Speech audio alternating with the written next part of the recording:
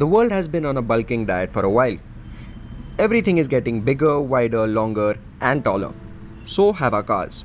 No one wants a hatchback anymore. Get a crossover, it's bigger, like a small SUV. The modern Polo isn't even sub 4 meters anymore. Even mid-level sedans come with elongated wheelbase variants.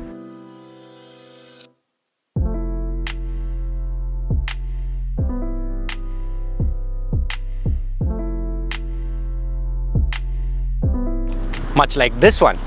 This is a BMW 3 Series, but not a normal one.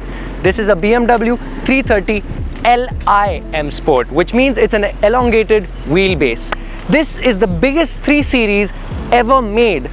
And what's underneath? A 2-liter 4-pot from BMW? The guys that are known for sheer driving pleasure? Have they gone soft, or am I missing something?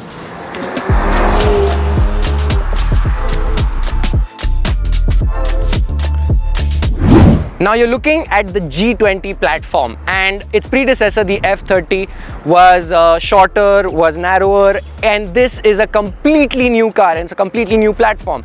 All of the creases and design elements remain though, like the crease along the body line of the side profile stays there, and all of the BMW elements are there. But it does look pretty much quite similar to the last generation, and I know you guys are going to hate me for it, but that's my opinion. Otherwise, the car is in Portimao blue, which is an M Sport option only, and because this is an M Sport car, you get the M aerodynamics package with front apron, side skirts, and a rear diffuser, which functionality is debatable, but they look really nice. Me likey. Step inside the back seat and the Li's USP comes to play.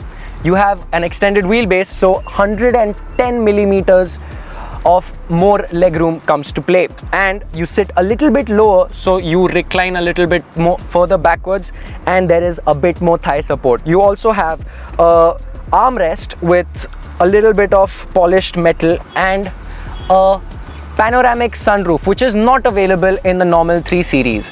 One thing that I really wanted this car to have was roll-up shades, but that's only available in the 5 Series if you want it. So save up a little bit more and get that if you need it.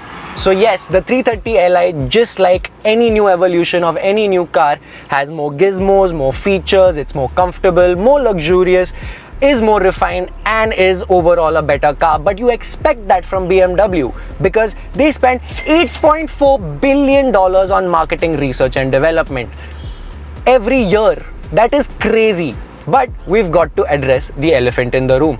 How does the new Big Bunda G20 330 Li fare when it's got a small engine and a little tiny turbo?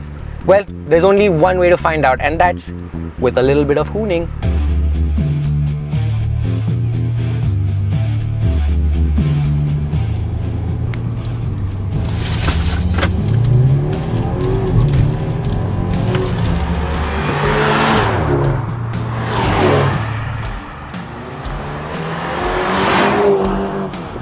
Put your foot down and the engine does respond quite nicely.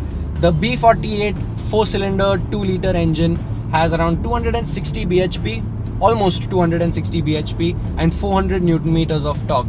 Because of its twin scroll turbocharger, it feels nice and powerful even at low revs, because all of the power is delivered very early on and it's super consistent throughout the rev range. But this is a 1.8 ton car, almost a 1.8 ton car, and it does feel like it is struggling just a little bit. However, if you do want to light up the tires, go at 20-30 kilometers an hour, remove traction control off and send it through a corner, you will be sliding, and at least that is a good thing. Another good thing is that the B48 is a very tolerant engine, so this is the driver's hub. I'm not going to talk about mods. So if you want to put a stage 2 tune on this, it'll gain you like 70 bhp more, and that should solve a little bit of the exhilarating ride part of it.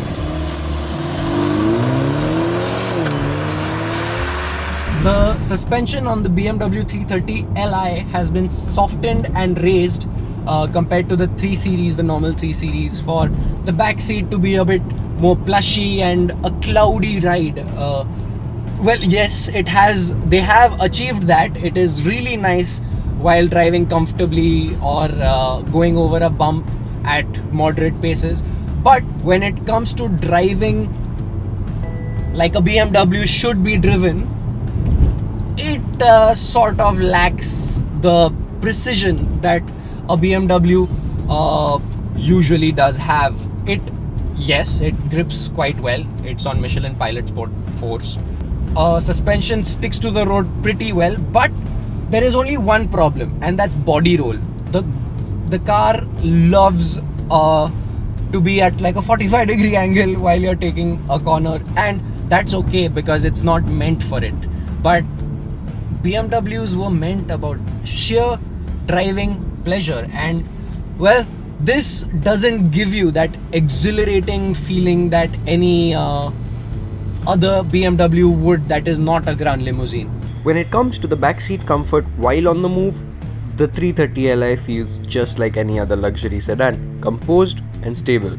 But like I mentioned, the lack of equipment in the back like roll-up shades, no infotainment screens and a few other gimmicks does leave you a little bored after a while.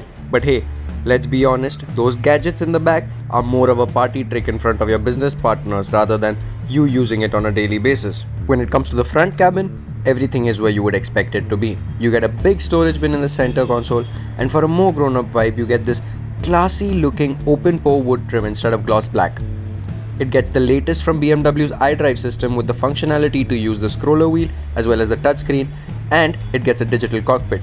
Since this is the M Sport variant, it gets the M steering wheel, which feels way too sporty for it to be in a car like this, but at least it feels good while hammering it down the road. All in all, this is a beautiful, beautiful Grand Tourer, and it does the job very well.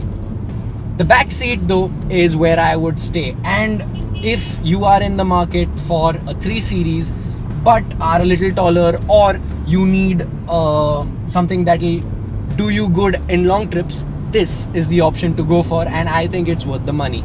So thank you so much for watching. Peace out.